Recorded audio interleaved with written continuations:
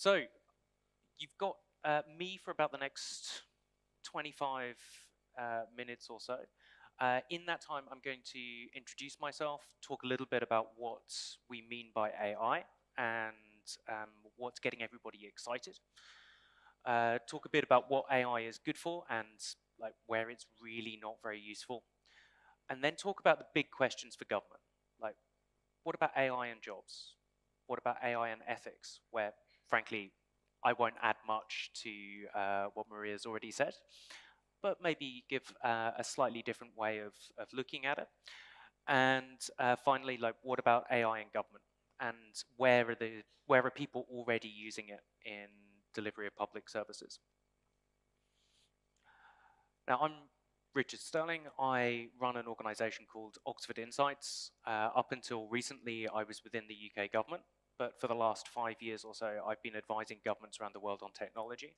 And at Oxford Insights, we work with governments around the world on how to combine the best in technology with the best in government. Now, what do we mean by AI?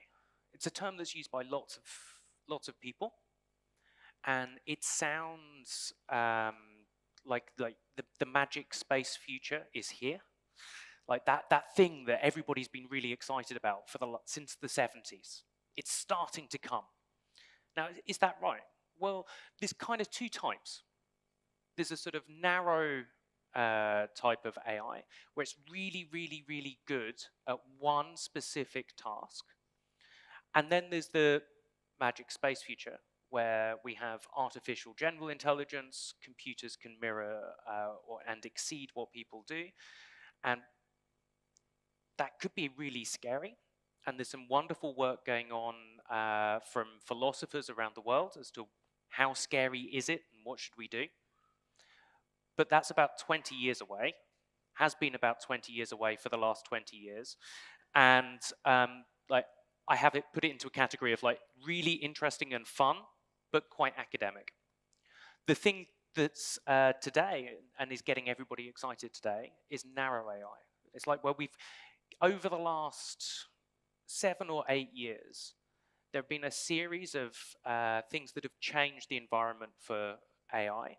Like, computers have got really cheap, and you can rent really big ones by the second. People have started assembling enormous data sets, which enable the AI to learn.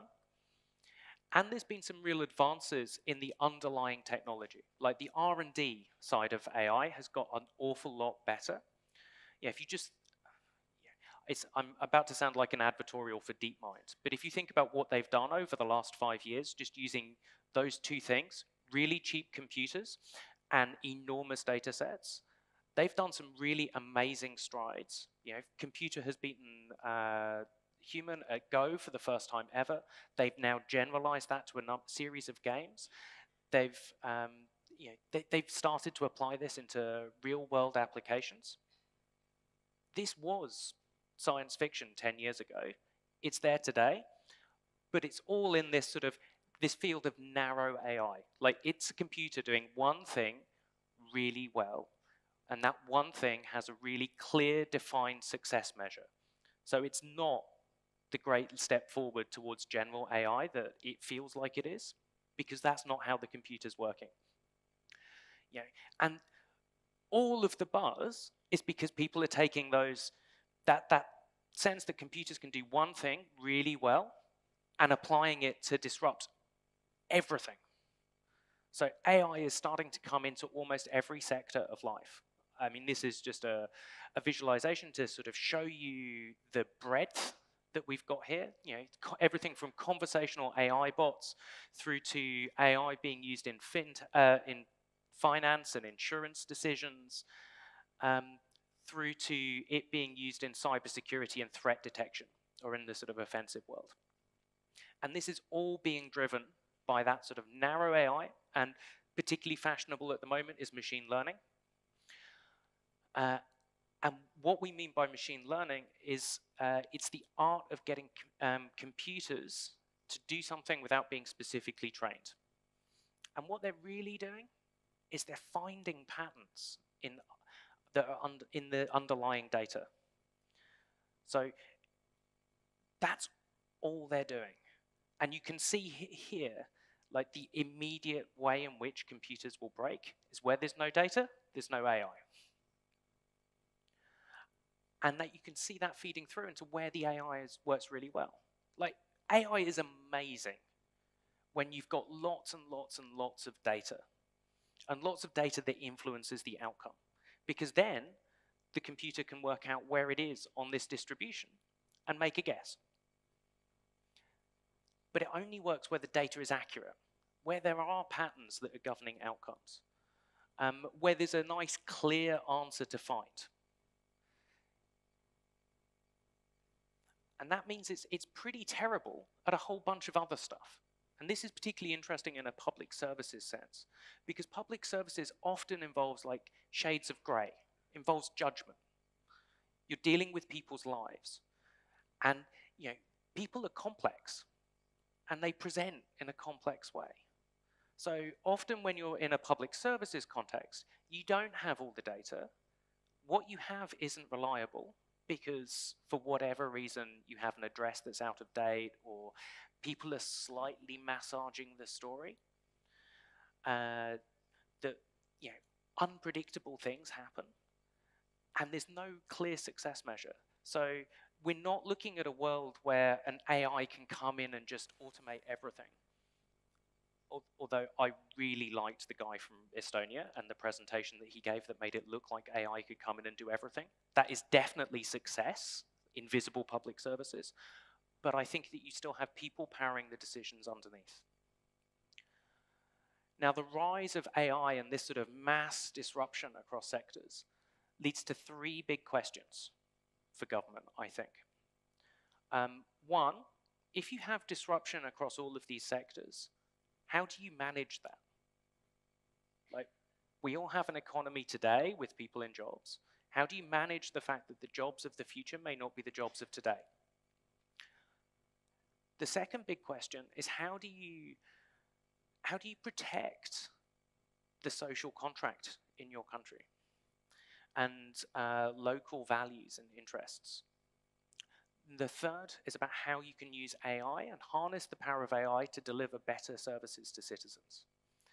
Because as Raoul was saying in the first session, the goal here is to maximize the productivity and the help that civil servants can do.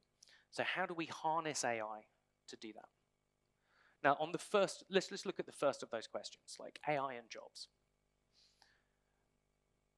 The high-level message here is that there's a huge number of jobs that are going to be affected, and there's a huge number of new jobs that will be created.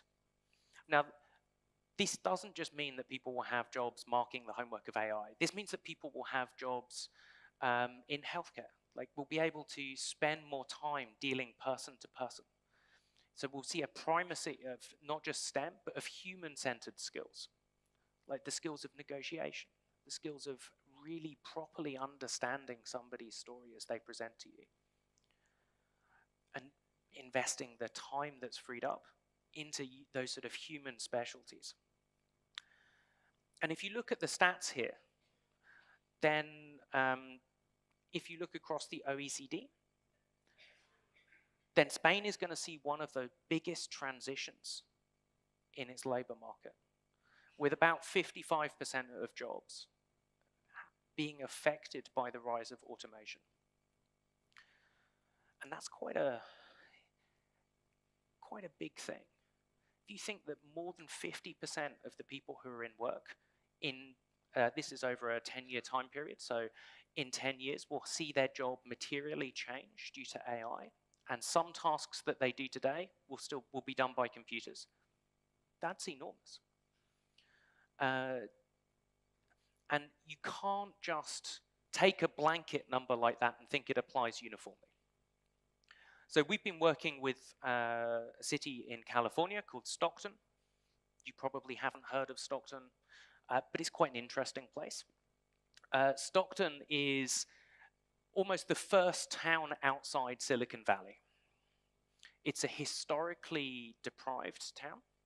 it was one of the towns that went bust in the latest financial crisis. This is why every American audience that I speak to knows Stockton. They go, oh, they're the people who went bust.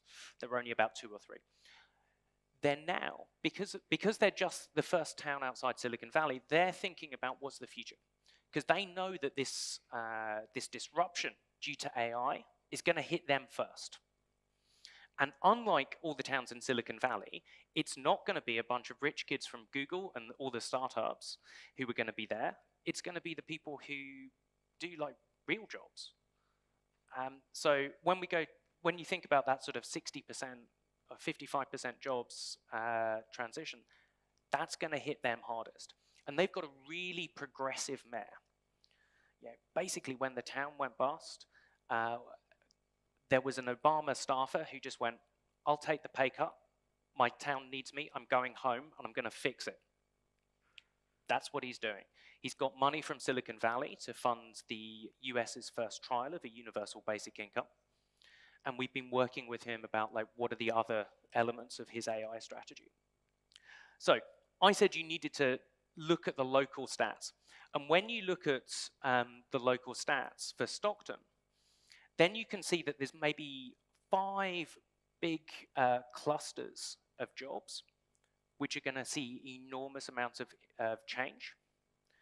So you can start tailoring your policy response. So rather than thinking, my God, the jobs are going to go, what do we do about it? You can go, so the thing that's going to see the most or is going to need the biggest help is people who were doing office and administrative jobs and now going to need to find something new. So that's the skills challenge we need to address. And you've also got to think about, like, well, it's not just about the scale of the spike and the scale of the job change, but also how resilient is my local economy? Because, frankly, there are, if I just took 2 examples from the UK, like the jobs market in London is pretty robust. If we saw a big change, when we see a big change in patterns of employment in London, people find new jobs. Like, there's a great support network for picking up skills. There's a healthy, there's always people who are hiring. So it kind of deals quite well. We've got a really resilient job market. In the West Midlands or in some of the industrial heartland bit, our jobs market is terrible. Like, we still have people who are unemployed 25 years after the factory closed down, and they're kind of stuck. So the resilience is terrible. So you need to do those 2 things. You need to look at what's the scale of jobs and specifically what industry, but also the resilience and how quickly people will find work. Because the big policy question here is, how do we fill the gaps? Like, how do we make sure that those people who have seen their job change find new work? They find a new sense of self. They find a new sense of purpose.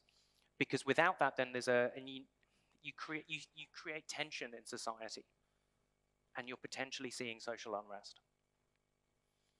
Now, the second big challenge is about making sure that AI reflects the sort of local values. Because just left on its own devices, there's a risk if we import tools from elsewhere, we import the values of the people who created them. And the big centers for AI at the moment are kind of the USA and China. And we're in Europe, and the values in Europe are incredibly different, particularly around things like privacy and sense of the individual. And there's an example that I'd want to bring here is, in the criminal justice field, the USA has been trialing a lot of AI systems around things like sentencing, etc. There's a really famous case where they trialed it in New York courts around sentencing decisions. And they thought it was going great. And then they audited it. And they worked out that actually the AI was not looking at the detailed case file. So it wasn't summarizing the 30 pages of what had gone on. It was just looking at the person in front of them and doing it on race. So it's racial profiling. I mean, that's the sort of thing that we don't want to import. And we need to be a bit careful.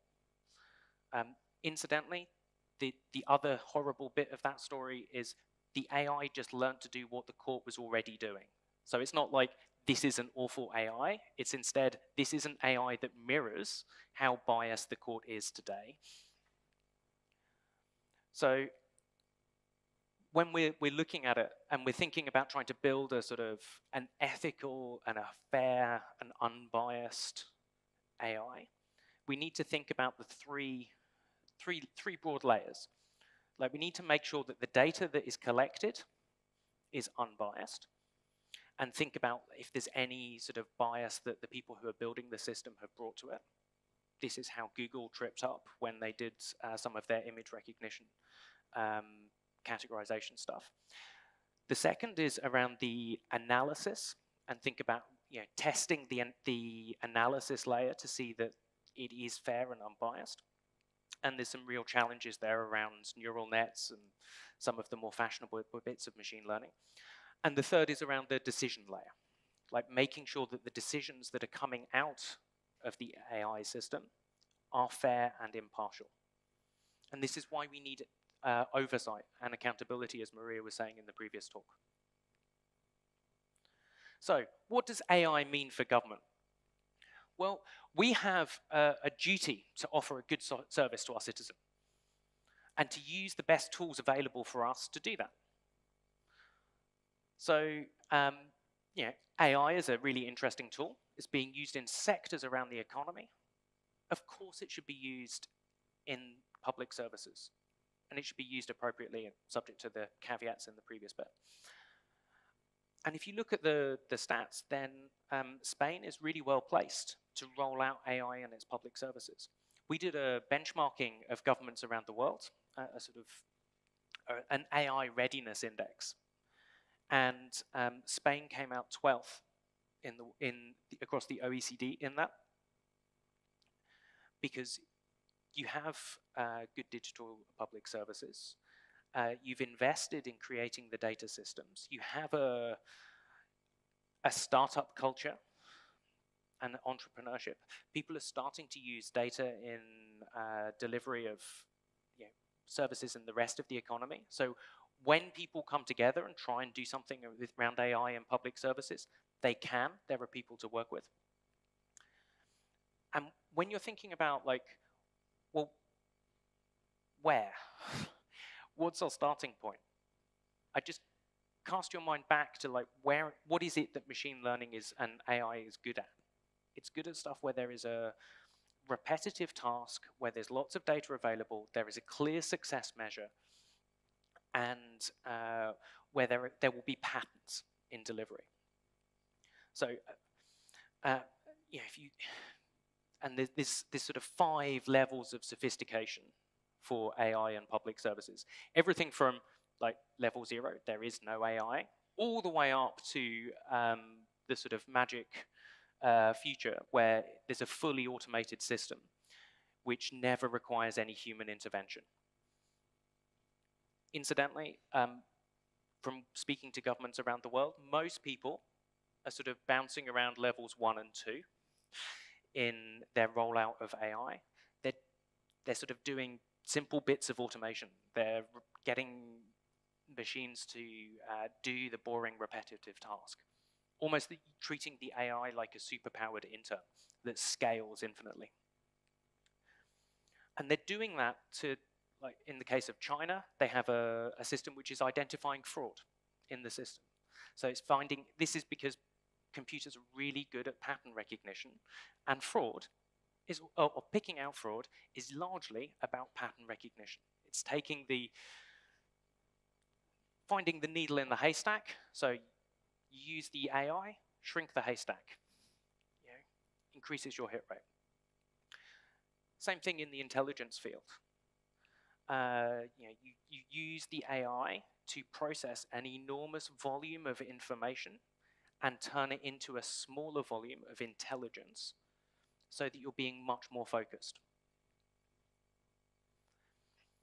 And the third example I want to talk about is counting trees. Now, I deliberately did this because I wanted to sort of throw you something that would wake you up at the end of the talk. Counting trees sounds really trivial. Like, everybody can do that. Why would you care? Well, deforestation and climate change, two big things. There are now satellites that fly over the world, taking a full image of the world every day to about 30 centimeter resolution. Those satellites and that imagery is then processed by a machine and an AI system, which can identify any type of object you like of a certain size. So they can do a tree by tree analysis of how much deforestation is going on around the world on any given day. And they can track that over the last 5 years. Now, I said trees because it's uncontroversial. They can also do the same thing by the size of refugee camps. So they can track refugees and the size of camps and the immediate impact of war on a day-by-day basis. That transforms our ability to do humanitarian relief work. And I saw the person present this work in the Middle East. The instant question from the audience was, what if you can track things that we don't want to be tracked? And the answer was, well, that's very interesting. I'm a US company. You can't force me to do anything. It's my data, and I'll do what I like. See point 2 in the talk. Ethics, values, make sure they align with your own local things. But this is really transformational, and it's a really simple thing. It's the sort of thing that is only possible using these sort of AIs as superpowered interns. Because anybody can do that simple, like, here's a tree.